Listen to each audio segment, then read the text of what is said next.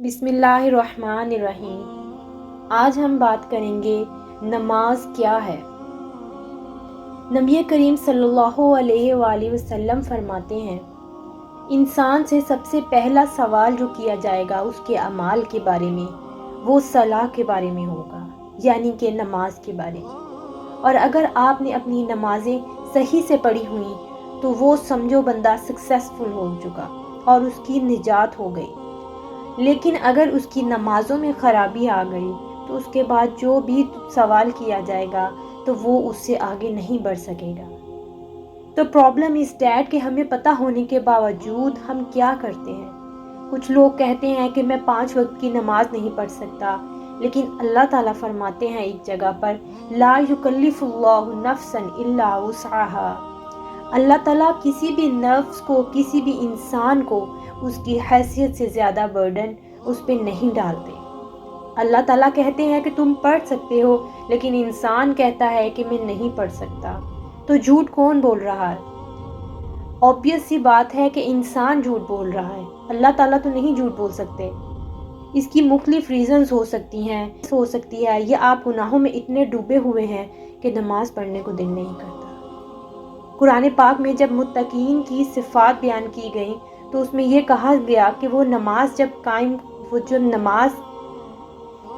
تو یہ کہا جاتا ہے کہ وہ نماز قائم کرتے ہیں، صرف پڑھتے نہیں ہیں، نماز قائم کرتے ہیں۔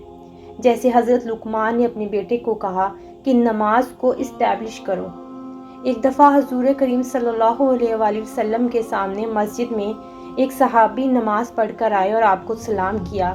آپ نے پوچھا کہ نماز پڑھ لی ہے؟ تو اس نے جواب دیا کہ جی پڑھ لی ہے۔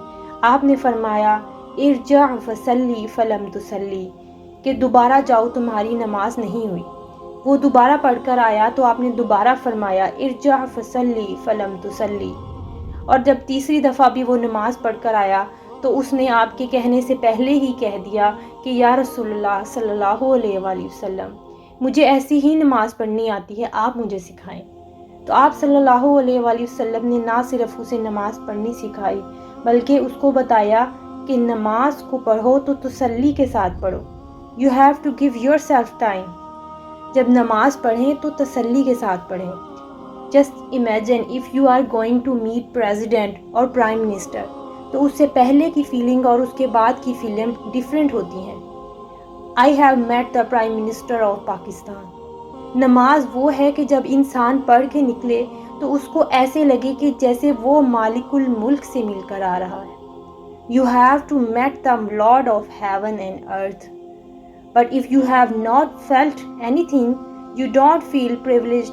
اور اللہ سبحانہ تعالیٰ بہت تھوڑے سے عرصے میں جب اسلام آیا تھا صحابہ کو پیار سے سمجھاتے ہوئے کہہ دیا کہ الم یعن للذین آمنوا ان تخشع قلوبہم لذکر اللہ، کیا تم پہ ایسا وقت آ نہیں گیا کہ لوگوں کے دل اللہ کے ذکر سے خشوع میں آ جائیں، ہمبل ہو جائیں؟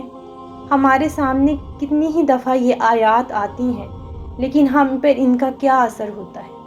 ہماری نمازوں میں تیزی ہے تو اپنی نماز کو قائم کریں، صرف پڑھیں نہیں، قائم کریں، اللہ تعالیٰ سے لو لگائیں، خشوع کے ساتھ نماز پڑھیں۔